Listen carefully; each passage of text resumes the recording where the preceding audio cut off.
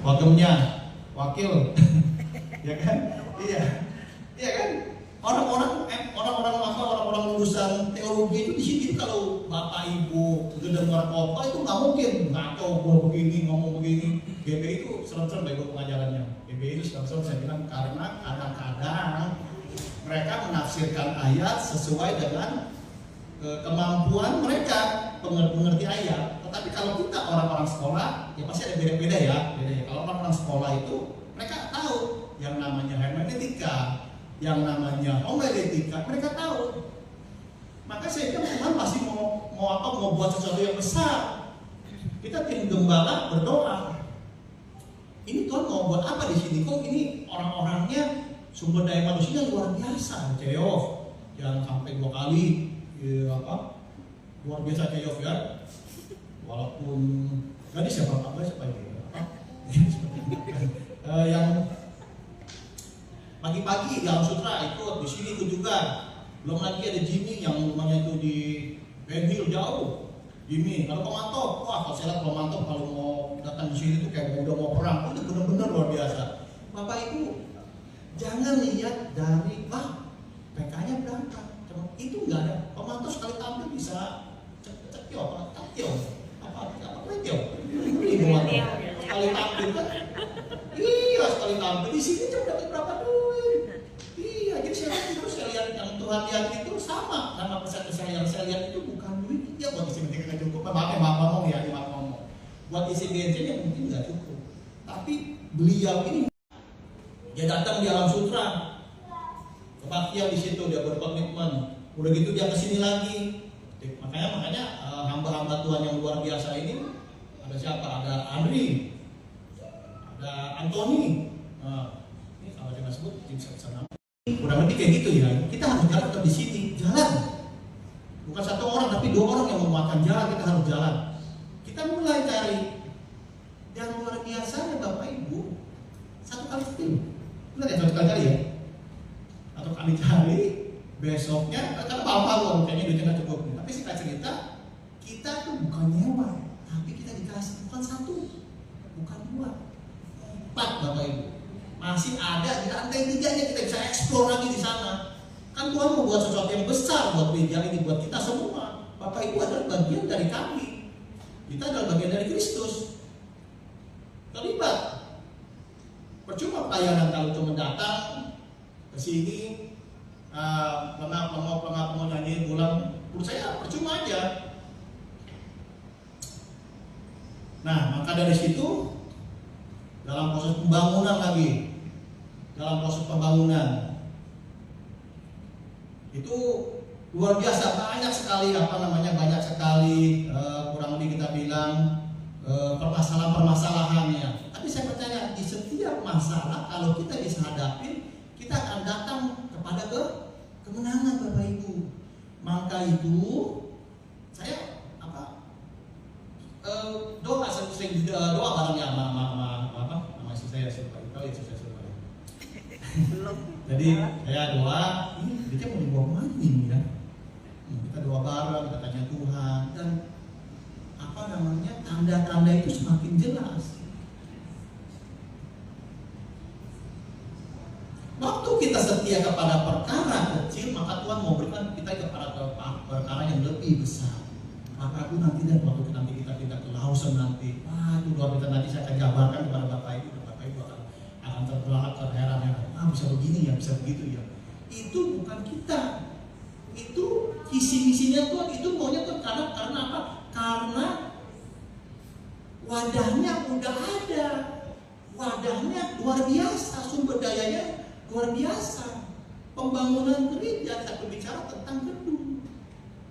Tetapi pembangunan gereja berbicara tentang apa? Orang-orang, sumber daya manusia. Tuhan mau kasih kita berkat lebih.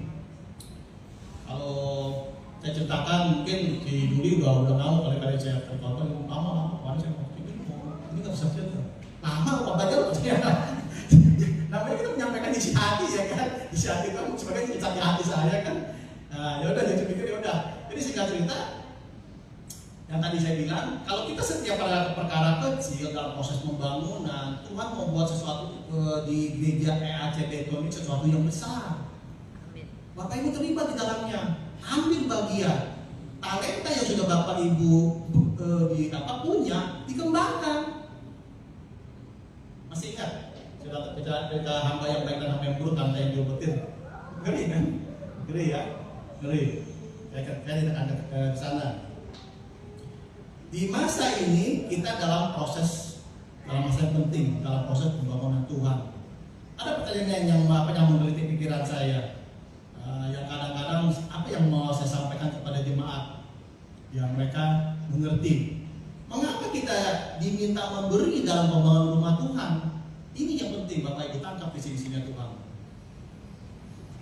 Sama di zaman Raja Daud, Bapak Ibu tahu yang tadi Bapak Ibu baca 1 Tawarik 29 ayat 1 sampai 9. Backgroundnya adalah Daud ingin membangun rumah Tuhan, tapi Daud nggak dikasih. Karena apa? Karena dia terlalu kotor tangannya. Daud kan ini nggak namanya raja, ya ini panglima.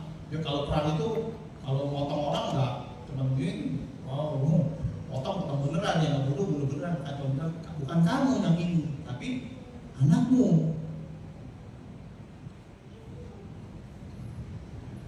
Sama seperti ini, kita mau bangun rumah Tuhan. Tuhan tuh sedang mengundang umatnya untuk turun ambil bagian dalam pekerjaan besar ini. Yang tadi saya bilang, gedung itu bukan sekedar bangunan, tetapi gedung itu adalah tempat di mana nama Tuhan dimuliakan dan hadirat Tuhan dinyatakan. Dan kalau di sini hari Minggu kita bersihin semuanya nih, roh-roh. Nah, kita kan melawannya kan bukan daging dan dari lawannya daging manusia, tapi roh-roh penguasa di udara. Hari ini kita bersihin udah enak nih ya, kayaknya bawahnya udah enak nih. Pagi-pagi mereka udah nyanyi, udah pujian. Tadi juga malam diundang lagi tuh banyak tuh. Senin sampai Sabtu dibuat untuk kafe. Memang tempat ini kalau saya bilang lebih cocoknya dijadikan kesempatan doa. Kan buat gereja-gereja itu ada satu tempat yang kudus di mana nama Tuhan itu dinyatakan, nama Tuhan itu dimuliakan, nama Tuhan itu, hadirat Tuhan itu ada di situ. Selebihnya di mana? Senin sampai Sabtu. Ya Bapak Ibu lihat, bisa lihat dari tampilan yang ada di sini. Bukan saya yang mengucap syukur, saya mengucap syukur tadi saya bilang. Makanya tadi bilang Tuhan mau kita masuk lebih lagi ke dalam visi-visinya Tuhan. Proyek pembangunan itu bukan proyek kita sama seperti Daud, bukannya proyek. Nanti Bapak Ibu lihat bagaimana Daud dengan luar biasanya menyumbangkan emas dan perak. Nanti kita hitung Bapak Ibu. Pembangunan ini bukan proyek saya juga nggak mau. Sebenarnya kita bertanya ini kita mau di sini aja. Jadi kurang lebih, maaf ya kalau saya ngomongin agak pahit ya, jadi pendeta keluarga, atau kita mau menangkap visi-visinya Tuhan. Kita mau menjangkau jiwa-jiwa lebih lagi, kita mau bermultiplikasi, kita mau explore. Kita tuh belum all out. Berkat Tuhan ada setiap hari dan baru setiap hari, tapi wadahnya ada kan? Ada, dan wadahnya besar, tinggal diisi. Ada 3 pertanyaan yang menggelitik di dalam pikiran saya, dan ini kan akan saya jabarkan di dalam khotbah saya pada pagi ini. 3 pertanyaan ini penting Bapak Ibu. Pertanyaan pertama adalah mengapa kita harus ikut membangun rumah Tuhan? Yang kedua, ngapain sih bangunan itu sih tiba-tiba di situ udah enak sih, ya nggak, kita udah dalam sutra, apa ini ikut lagi? Bangun lagi, kotor lagi, sampai emosi dia nggak. Siapa disuruh buangin puing, kok kantong ini sampai detil siapa disuruh buangin puing ya? Nanti sampai sebulan, sampai sebulan lebih ya. Siapa yang ngebuangin puing? Ya dapat duit nggak? Enggak dapat duit. Mereka tuh maksudnya hamba-hamba Tuhan yang luar biasa. Mereka tahu ada berkat di sana. Bukan berkatnya, tapi nanti saya akan ceritakan. Bukan berkat itu apa? Sesuatu yang kecil buat Tuhan. Mereka tahu, mereka sadar, mereka punya potensi yang dimiliki. Ada Pastor Selby yang dari gondrong sampai botak, ya kan? sampai apa? Ya orang benar-benar bisa bilang benar-benar luar biasa semangatnya Pastor Selby. Seminggu di sana langsung. Iya, maksud saya kan, walaupun dia cerewet Bapak Ibu, walaupun dia sedang ngatur, tapi saya appreciate sama semangatnya gitu. Ini rumah tuh dia tahu, dia pesta dia tahu. Iya, bukan apa asal aja, bukan, dia tahu. Yang terakhir adalah, maksudnya pertanyaan yang terakhir Bapak Ibu, saya belum nanti ya. Berkat yang sudah Tuhan sediakan bagi kita yang menabur dalam pembangunan rumah Tuhan, ini penting Bapak Ibu. Kan biasanya cuma, saya mau dapat apa berkat ini kayak itu kan Tuhan. Iya.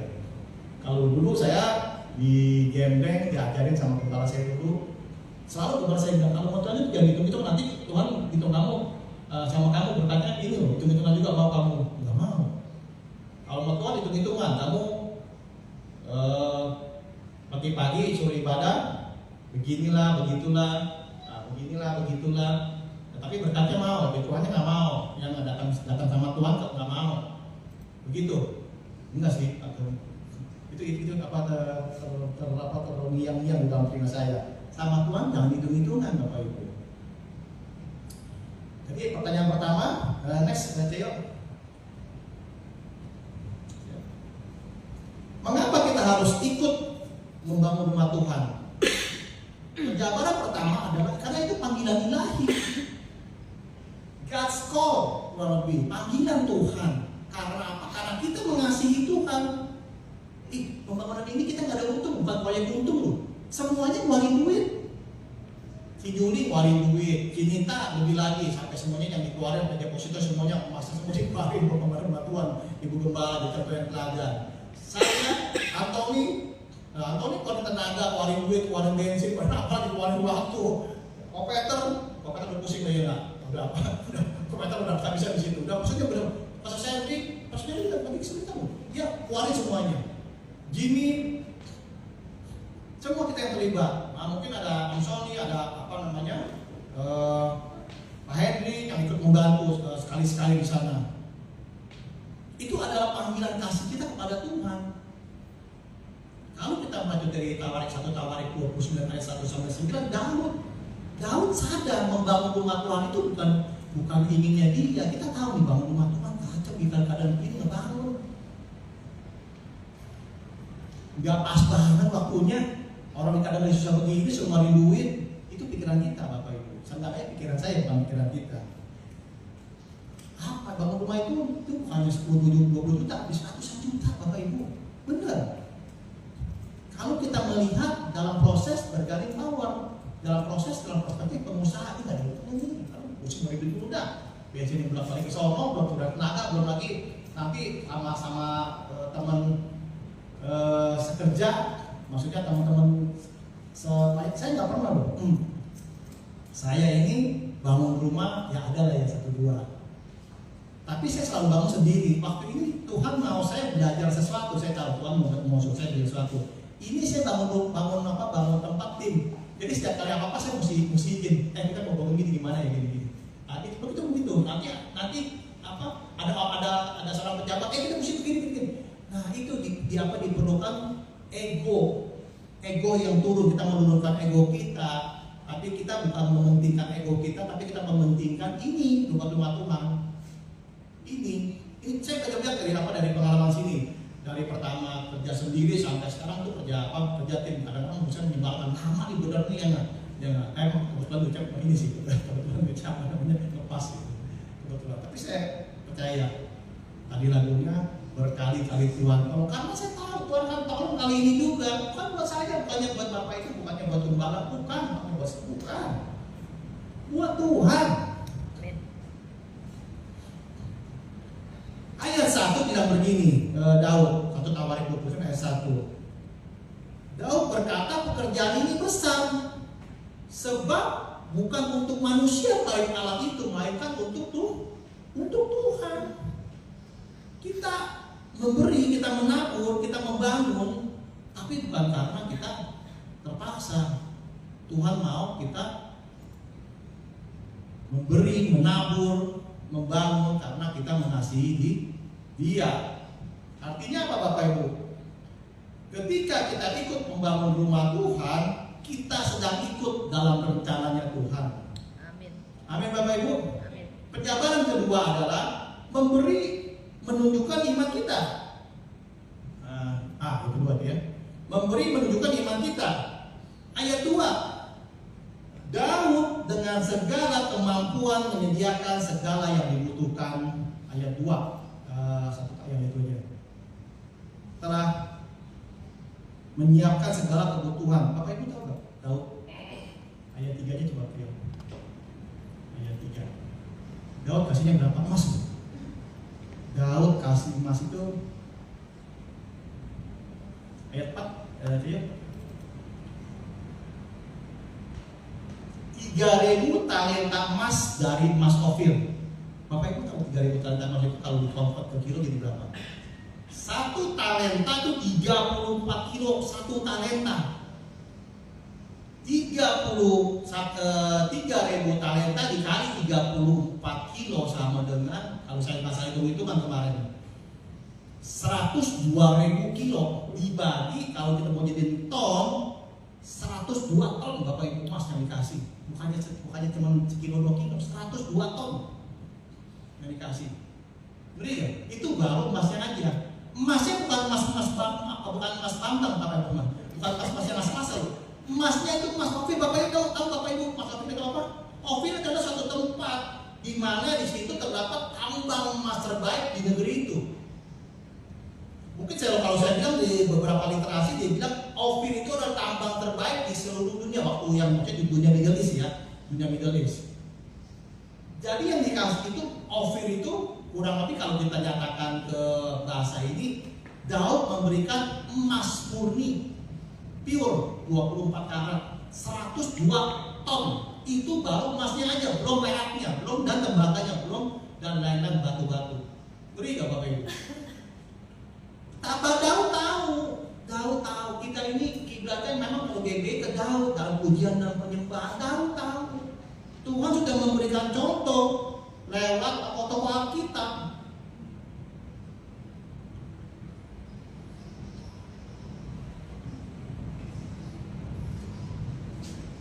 Satu lagi contoh Bapak Ibu, masih ingat yang 1 Raja-Raja 17 janda di Sarfat?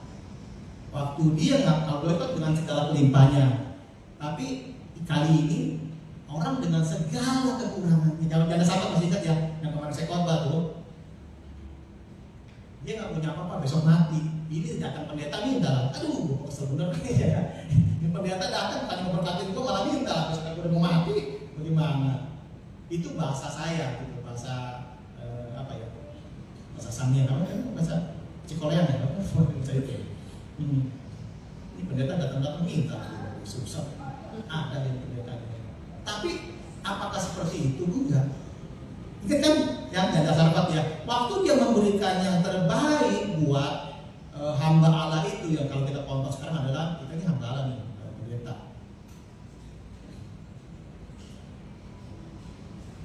Minyak dan tepungnya habis gak? Enggak habis, Tuhan cukupkan. Itu yang saya bilang tuh Bapak Ibu. Kita harus dapat menangkap keinginan Tuhan, bukan keinginan kita. Kita mau berjalan sesuai dengan firman Tuhan. Kadang-kadang memang bertentangan dengan akal pikiran kita. Dan kadang-kadang sering kali bertentangan. Tapi saya mau bilang satu hal gini Bapak Ibu, waktu kita mau menyerahkan hidup kita dan kita percaya 100% kepada Tuhan, hidup kita diberkati enggak? Amin ya Bapak Ibu ya? Amin. Iya.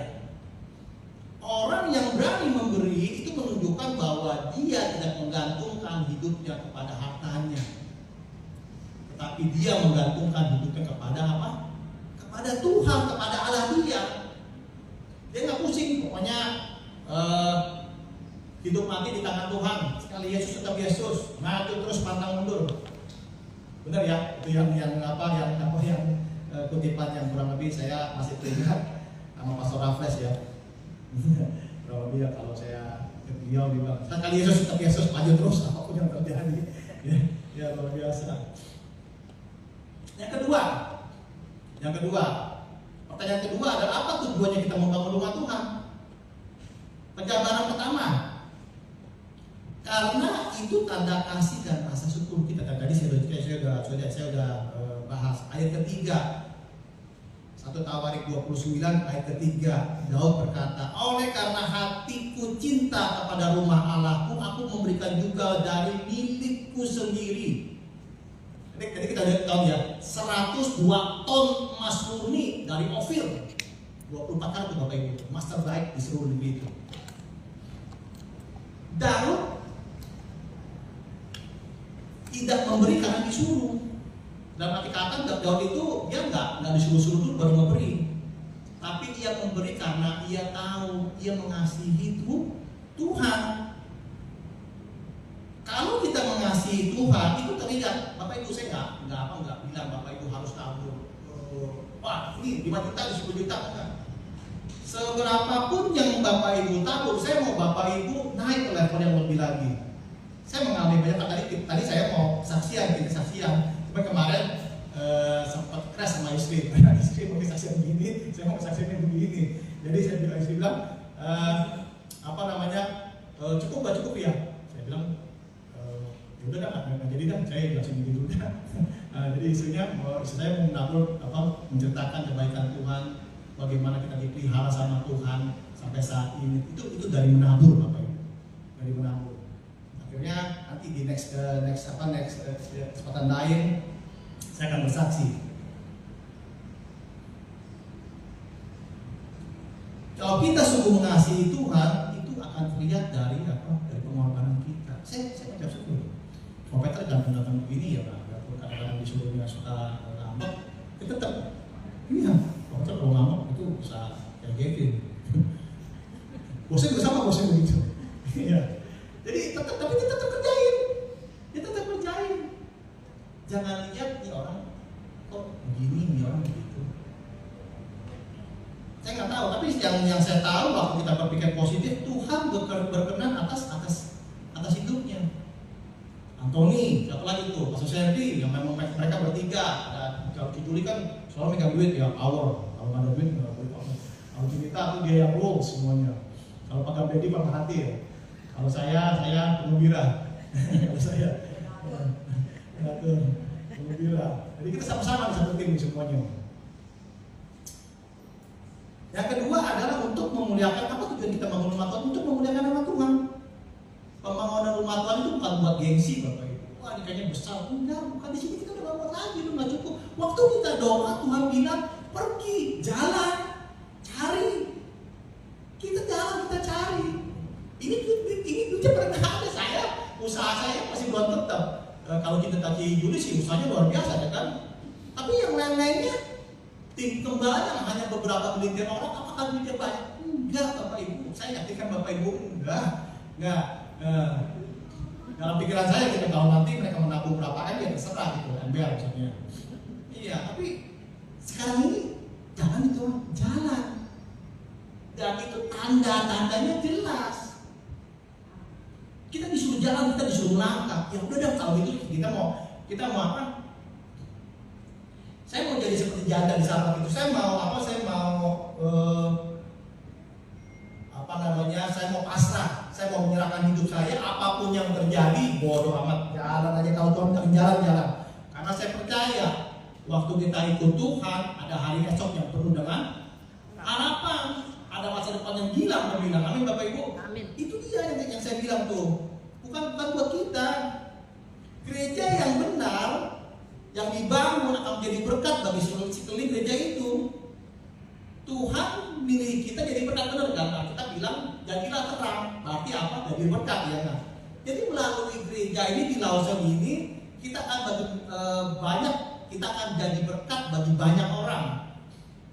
Contohnya apa? Ini belum apa-apa nih ya, di lantai 2 kan kita dikasih tempat. Itu di bawahnya, di belakangnya ada halaman luas. Itu Pastor Sandy dan salah satu perwakilan owner bikin rumah lansia. Orang-orang yang hidupnya sudah tua, yang kurang lebih dalam tanda kutip tidak dianggap atau abandon, bukan ya. Kurang lebih ya udah maksudnya nggak full karena mereka sudah tua kan, tapi kita mau ajak mereka di masa tuanya mereka bisa mau menikmati Tuhan. Rumah lansia luar biasa Bapak Ibu ya, itu baru ngomongan dan saya percaya waktu kita mau jalan ikut Tuhan, waktu kita mau percaya 100%, Tuhan yang cukupkan semuanya. Saya nggak ngarep sama donatur ini, saya nggak pusing lah. Saya udah merasakan, saya udah mengalami kok. Berkali-kali Tuhan tolongnya. Ini pun begitu sama. Bukan saya siapa? Bukan buat Pakem siapa? Bukan buat, tapi buat Tuhan Bapak Ibu, buat Tuhan, bukan buat saya, buat Tuhan, bukan buat kita orang. Yang ada kita orang ini ngorbanin waktu, ngorbanin emosi, ngorbanin duit, ngorbanin segala-galanya, ngorbanin ego kita dikorbanin, semua kita korbanin demi apa? Demi visi misi Tuhan tercapai. Amin Bapak Ibu. Amin. Yang penjabaran berikutnya adalah mengapa kita harus ikut membangun rumah Tuhan, mempersiapkan generasi berikutnya. Kalau Daud tahu bahwa dia tidak diizinkan Tuhan buat bangun bait Allah, Salomo generasi berikutnya. Artinya pembangunan ini mewariskan iman kita. Kalau kita bangun rumah Tuhan hari ini, kita sedang menanam bagi generasi berikutnya. Agar mereka mereka punya tempat, mereka mengenal Tuhan. Mana tahu tiba-tiba aja ini benar-benar semut bagus. Bukan 1, 4 Bapak Ibu, kita dikasih ada 3 lantai, ada 3 lantai, 2 dikasih, 3 dikasih. Padahal kan Tuhan mau berbuat sesuatu yang besar untuk apa? Untuk proyek-proyek ini kan, proyeknya Tuhan. Dalam konteksnya mungkin ya kemarin kita ada omongan. Ini di sini kita ada guru musik, wah mantap luar biasa, iya kan? Guru musik mungkin kita bisa berkolaborasi. Anthony, guru apa ya? Oh, Anthony jago masak ini, jago masak. Ya kan bisa memberikan kursus. Ini ada bos petel sebelah, iya kan? Nah, kalau gratis mau nggak aja, tapi mereka bisa mengajarkan itu. Ada kursus-kursus, mungkin kemungkinan gratis kita yang subsidi dari gereja. Kita dari mana? Tapi nggak usah pusing. Tuhan yang sediakan, Tuhan mencukupkan kok. Kemungkinannya gratis, tapi nanti kita godok. Makanya Bapak Ibu terlibat. Bukan soal jumlah dananya, bukan. Saya bukan mau, tapi saya mau Bapak Ibu mengalami Tuhan, dan Bapak Ibu hidup berkelimpahan di dalam Tuhan. Amin Bapak Ibu. Iya, jadi mungkin nanti sana ada pendalaman Alkitab, ada kursus pengkhotbah, pemusik. Di sini kita ada guru musik tadi pemantau saya bilang gitu, ada Jimmy yang apa? Hafiz jago main itu loh, main apa? Main bass, bass ya, gitar ya, jago. Andri, Yovita jadi WL, Kodang gantiin Pak Borusman. Loh iya kan? Benar. Kita akan adakan pelatihan-pelatihan itu buat apa? Untuk nextnya, bukan untuk sekarang, untuk nextnya. Kalau besar, bahkan di lantai 3, ya nggak ada omongan pihak pemilik bilang, gimana kalau kita bangun STT? Wah, ini luar biasa Bapak Ibu. Kita yang hanya segelintir orang ini bisa bangun STT, sekolah tinggi teologi ya. Luar biasa kan? Jadi ada satu program Tuhan, ada satu visi-misi Tuhan yang Tuhan pengen kita kerjakan. Itu bukannya kecil, bukannya abal-abal, tapi sesuatu yang huge, sesuatu yang besar. Amin ya Bapak Ibu ya. Amin. Dan ini terakhir Bapak Ibu terakhir. Pertanyaan ketiga adalah berkat apa yang akan kita terima? Nah, ini kalau berkat biasanya Jumat melek sama kayak saya juga begitu ya. Alhamdulillah ya. Berkat apa yang akan kita terima bila kita menabur dalam pembangunan ini yang Bapak Ibu harus simak baik-baik. Jadi satu tadi baik-baik ya. Yang ini difokus deh, karena Bapak Ibu akan mendapatkan berkat yang luar biasa. Waktu kita menabur dalam pembangunan rumah Tuhan, maka Tuhan akan memberkati secara pribadi. Benar ya? Ayat 9. 1 Tawarik 29 ayat 9 berkata seperti ini. Bangsa itu bersuka cita. Bangsa itu bersuka cita. 3 kali saya nyebutin itu. Karena kerelaan hati mereka memberi persembahan. Ayat 9. Bangsa itu bersuka cita karena kerelaan mereka masing-masing. Sebab dengan tulus hati mereka memberikan persembahan mereka kepada Tuhan. Juga Raja Daud sangat bersuka cita. Jadi jemaatnya tahu nih, waktu mereka bisa membangun rumah Tuhan, hati mereka bersuka cita. Sukacita dari mana sih? Dari Tuhan, dari surga. Sukacitanya meluap. Bapak Ibu, mereka nggak merasa kehilangan. Waktu di ayat yang sebelumnya mereka nabungnya gila-gilaan. Benar. Mereka memberi, mereka tidak merasa kehilangan, tetapi mereka justru merasa bersuka cita. Allah adalah sumber berkat. Saat kita memberi, kita ini sedang membuka saluran pintu berkat itu masuk.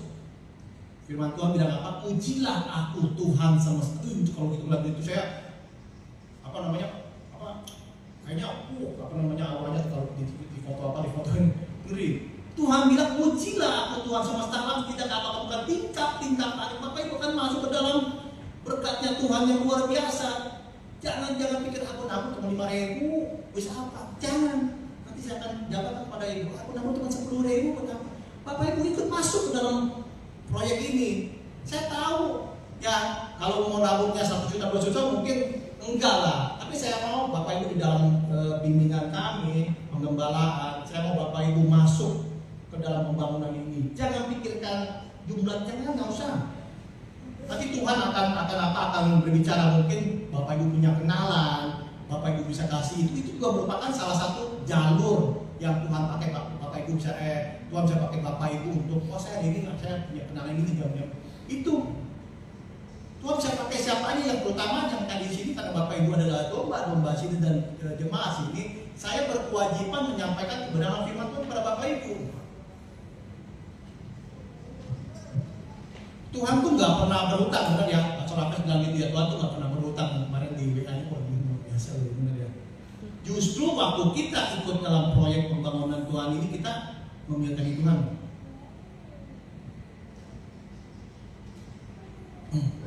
Kalau Tuhan beri itu bukannya yang abal-abal. Tuhan beri itu yang luar biasa. Berilah maka kamu akan diberi suatu takaran yang baik, yang dipadat. Jadi kalau Tuhan kasih kita itu, kalau kita minta 10, mungkin Tuhan kasih 20, mungkin Tuhan kasih kita 30, mungkin kita kasih kita 60, bahkan bisa Tuhan kasih kita lebih dari itu. Karena apa yang tidak pernah kita lihat, tidak pernah kita pikirkan, itu yang Tuhan kasih. Tuhan akan berlipat kali ganda, nggak mungkin. Nggak mungkin kasih apa? Kasih satu, nggak mungkin begitu. Kalian kan juga begitu contohnya. Yang kedua, Tuhan memberkati secara material. Kalau yang tadi yang pertama Tuhan memberkati secara pribadi, yang kedua adalah Tuhan memberkati secara materi. Ini lebih penting. Materi ini materi kan. Amsal 3 ayat 9 firman Tuhan bilang begini Bapak Ibu. Muliakanlah Tuhan dengan hartamu. Amsal 3 ayat 9 sampai 10. Muliakanlah Tuhan dengan hartamu, maka lumbung-lumbungmu akan diisi penuh.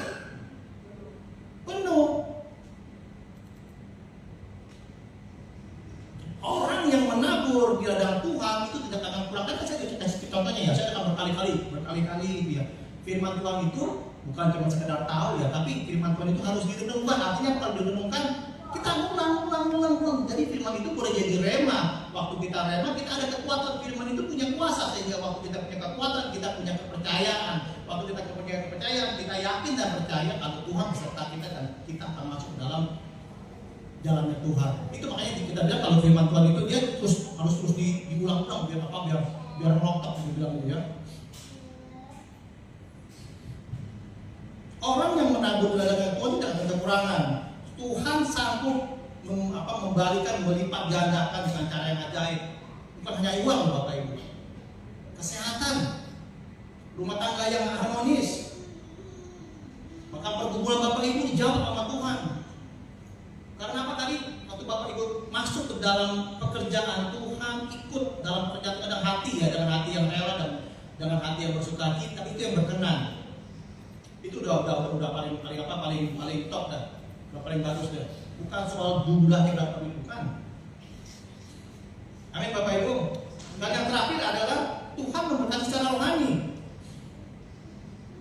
Satu nas berkata berkata gini, orang yang mampu memberikan persembahan dengan bersukacita adalah orang yang berkenan di hatinya Tuhan. Amin Bapak Ibu, ya benar ya. Amin. Dia mampu memberikan persembahan dengan bersukacita. Itu orang itu adalah orang yang berkenan di hati Tuhan. Satu nas berkata di segi Mazmur bilang begini ya Bapak Ibu.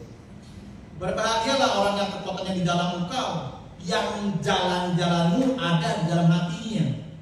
Artinya apa Bapak Ibu? Saat kita terlibat dalam pembangunan, saat hati kita melekat kepada Tuhan, kita mau terima visi-visinya Tuhan dan kita mau menjalankan visi-visi itu, semakin kita memberi, maka semakin hati kita dipenuhi kasih oleh Tuhan. Tadi saya bilang, pembangunan rumah ini bukan proyeknya kita, bukan karena kita mau pindah malah pindah ke Solo bikin repot. Tapi ini proyeknya Tuhan Bapak Ibu. Jadi dari segala yang tadi saya sampaikan, saya akan simpulkan. Nek masih punya deh. Nah, jadi saya akan simpulkan yang dari khotbah saya yang tadi tidur, yang tadi ngantuk. Jadi biar masih ingat ya, baca dan ngomong dikit. Yang pertama, mari ikut ambil bagian, tapi bukan dengan keterpaksaan Bapak Ibu, tetapi dengan hati yang penuh kerelaan, dengan hati yang penuh mengasihi Tuhan. Karena ini buat Tuhan kan, bukannya buat kita, bukan buat manusia, bukan. Yang kedua, ingat Bapak Ibu, setiap rupiah yang kita tabur itu adalah benih. Bagi apa? Bagi orang banyak, bagi kita. Dan itu akan kembali dalam bentuk berkat dan jiwa-jiwa yang diselamatkan. Tadi saya sudah bilang kan, gereja ini gunanya buat apa? Ada rumah lansia, ada pelatihan-pelatihan, ada kegiatan-kegiatan sosial yang lainnya, kita menjadi berkat di daerah situ. Yang ketiga, yang terakhir, saya mau Bapak Ibu, Tuhan mau sama satu pikiran.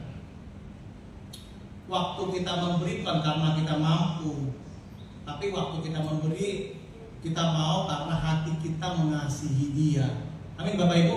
Amin. Nah, saya undang pemain musik. Kita naikkan satu lagu lagi tadi ya. Jadi Bapak Ibu udah ngerti apa masih bingung, apa masih ngantuk? Ngerti ya? Jadi bagaimana kita mau ambil bagian, saya mau Bapak Ibu, saya akan ulang-ulang terus biar Bapak Ibu pusing deh enggak. Saya akan ulang-ulang terus biar Bapak Ibu ingat, wah kalau yang pester yang ini diulang-ulang terus, saya sampai apa sampai enak-enak. Biarin,